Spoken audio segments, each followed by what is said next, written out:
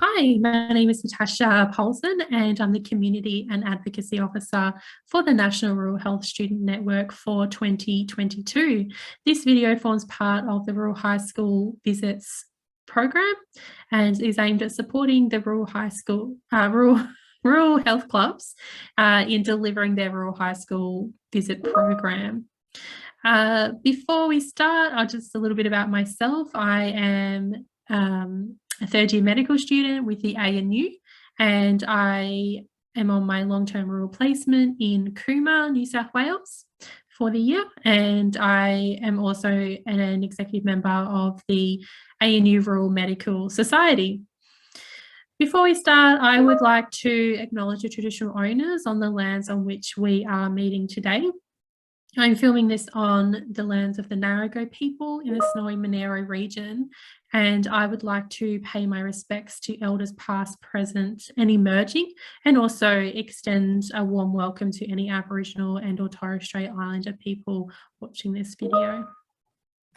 So this video is on the types of visits that you can do.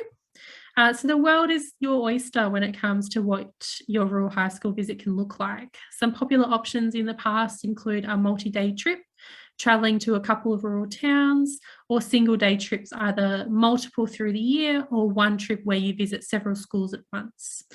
Half-day trips are also very popular if you're based somewhere regional and have shorter commute times.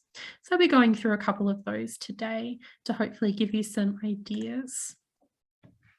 So here's a schedule of what a trip might look like. I mock this one up as a single day trip, visiting two schools that are relatively close together and within 2 hours of the university.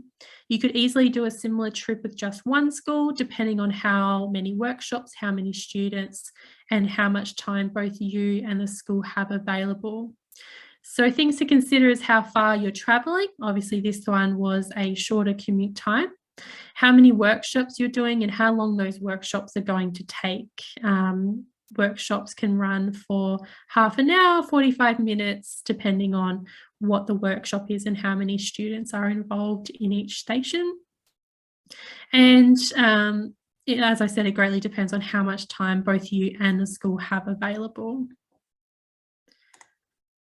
And this one here is a multi-day trip. This can be done in several ways.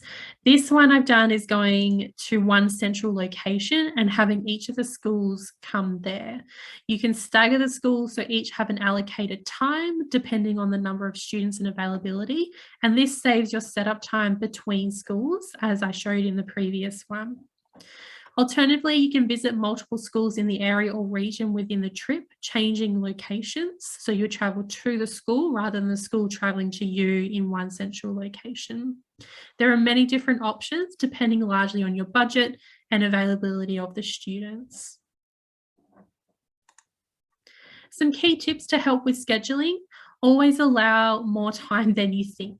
Build in buffers into your schedule so that if you leave late or something happens, there is some time built into your schedule to allow for that. Always schedule in breaks, food times, dinners, lunches, whatever's happening. If you're doing a long trip, then consider a fun event with the group to say thank you for giving up their time because these are volunteers. And keep your schools updated with your travel so they aren't left waiting anywhere. Communicate, communicate, communicate. So keep that open line of communication between the school. That way they know when to expect you, if you're running late, anything that's happening.